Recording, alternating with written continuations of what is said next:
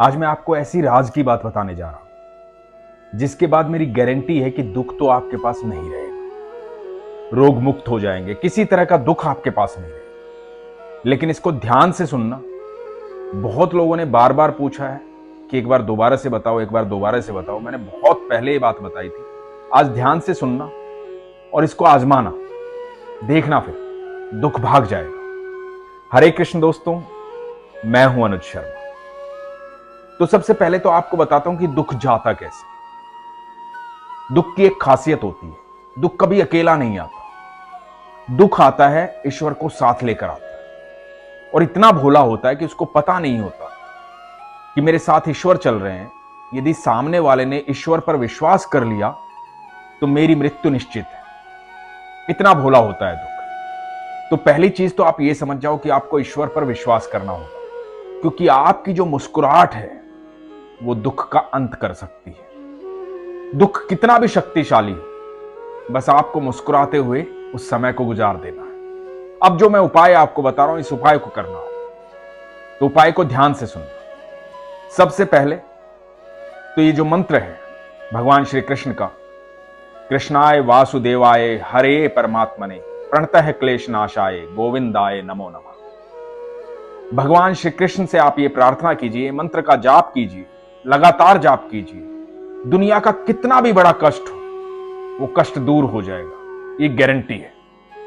दूसरी जो बात मैं लॉजिकली आपको बताने जा रहा हूं वो ये है कि यदि आप थक चुके हैं दुनिया भर की जगह जाकर के, लोगों से सलाह लेकर के, उपाय करके, तो ये उपाय कर लेना, सब कुछ बदल जाएगा। कहीं से भी एक बांसुरी लेना। बांसुरी जो है वो ऐसी होनी चाहिए जो बजती हो। नॉर्मल बांसुरी मत लेना जो मंदिर के लिए दे देते हैं लोग, चढ़ा दो 10-20 रुपए की बांसुरी जो आती है, वो मत लेना। एक अच्छी बांसुरी लेना, बांस की बांसुरी लेना। और यदि आपकी क्षमता है और अच्छी बांसुरी लेने की, चांदी की बांसुरी लेने की, वो आपकी क्षमता पर है, लेकिन बांस की बांसुरी लेना, क्योंकि बांसुरी वैसे बांस की ही होती है, फिर श्रद्धा की बात हो। तो बांसुरी लेना, और बांसुरी को टेस्ट मत करना, ना चेक करना, ना दुकानदार से चेक करवा।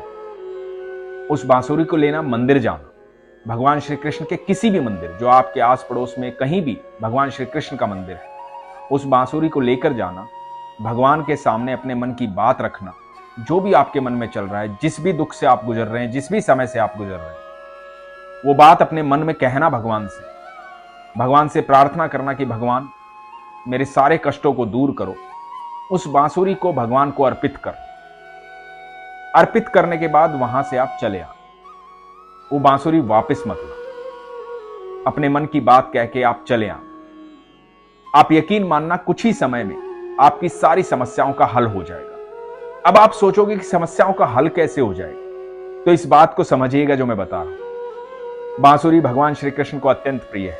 बांसुरी एक ऐसा वाद्य यंत्र है, आप दुनिया में किसी भी व्यक्ति को यदि आप देंगे तो उसे लेगा और सबसे पहले उसे फूंक मारेगा, चाहे उसे बजानी आती हो या ना आती, लेकिन वो उसे फूकेगा जरूर। तो ये बांसुरी दे रहे हैं आप सर्वेश्वर को, भगवान श्री कृष्ण को। उनके होठों से लग करके बांसुरी जब बजती है तो अनंत ब्रह्मांड जो है वो सारा झूम उठता है। तो जब भगवान को आप ये बांसुरी देंगे और भगवान आपके नाम की बांसुरी बजाएंगे, तो जितने भी नक्षत्र हैं, जो ग्रह हैं, जो कुछ भी है, जो लोग बोलते हैं ना कि ये बिगड़ा हुआ है, ये बिगड़ा हुआ है, वो सब उस बांसुरी के चारों तरफ मंडराएंगे। और आपके नाम की जब बांसुरी बजेगी तो सारे दुख एक फूंक में गायब हो जाएंगे। लेकिन ये जो कुछ भी करें आप विश्वास से करें। एक ही बार करना है, ऐसा नहीं है कि आपको लगातार जाके बांसुरी देनी है, एक ही बार करना। ध्यान से सुनिएगा इस बात को। तो एक बार जाइए, मन से बांसुरी दे के आइए, उसके बाद विश्वास रखिए कि आने वाला समय आपका बहुत बेहतर होने वाला है। ये मैं गारंटी देता हूं कि सब कुछ बदल जाएगा, आपके जीवन में अच्छा समय आएगा। दूसरी बात है आपके प्रारब्ध। जो भी कर्म हमने किए हैं किसी भी जन्म में, कभी भी या अभी या कभी, तो प्रारब्ध हमें काटने होते हैं। लेकिन ईश्वर का संग जो है उन प्रारब्ध को काटने में आपको सहूलियत देता है, आसानी देता है, क्योंकि ईश्वर जब आपके संग रहते हैं, दुख कितना भी बड़ा हो वो कमजोर हो जाता है। दुख को एक ही तरीके से आप कमजोर कर सकते हैं, ईश्वर पर विश्वास करें।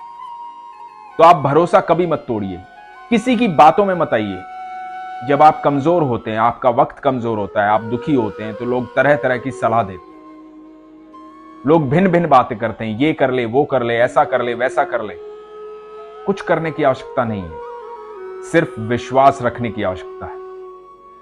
एक अत्यंत खूबसूरत प्रसंग आपको सुनाता हूं, ये सुनिएगा।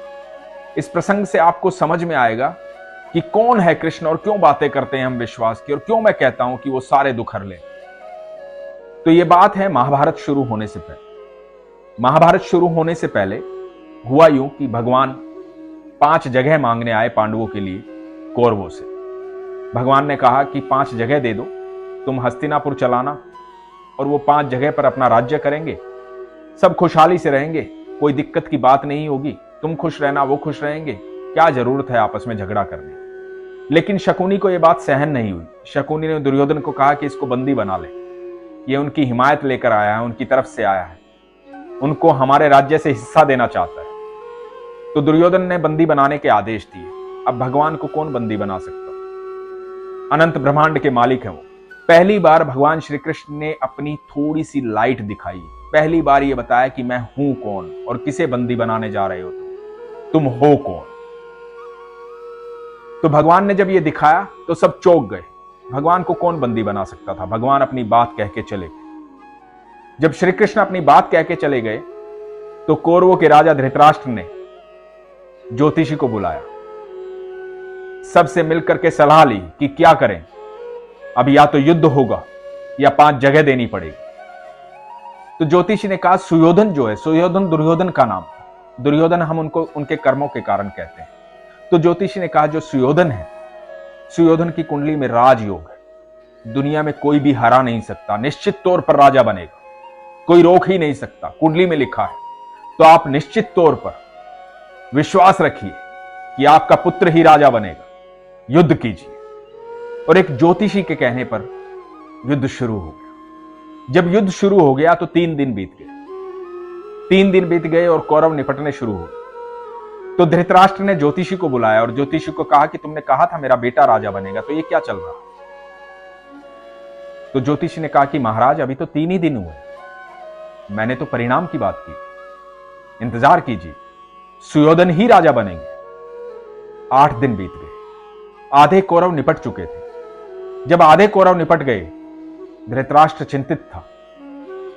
विदुर भी बहुत कुछ बता चुके थे, संजय भी बहुत कुछ बता चुके थे। ज्योतिषी को फिर से बुलाया गया। ज्योतिषी को पूछा गया कि ये बताइए कि आपने कहा था कि मेरा बेटा राजा बनेगा, 8वां दिन हो गया है, आधे से ज्यादा कौरव निपट चुके हैं, अब क्या कहते हैं आप? अब क्या कहता है आपका ज्योतिष शास्त्र? तो ज्योतिषी ने एक बात कही, वो बात आप ध्यान से सुनिएगा। ज्योतिषी ने कहा कि वहां कोई है जो समय और परिधि से परे है, वहां कोई है जिसने नक्षत्रों की दिशाएं बदल डाली, कोई है वहां। तो विदुर ने कहा कि श्री कृष्ण है वहां, प्रभु है वहां। दोस्तों, सारे नक्षत्रों का स्वामी मेरा कृष्ण है, मेरा ठाकुर है। जहां वो होता है वहां कुछ नहीं होता है, और जो वो चाहता है वही होता है। इसलिए इधर उधर भटकिए मत, विश्वास कीजिए। आपको पता है कि महाभारत के युद्ध के बाद राजा कौन बना था, क्योंकि सब नक्षत्रों का स्वामी मेरा कृष्ण है।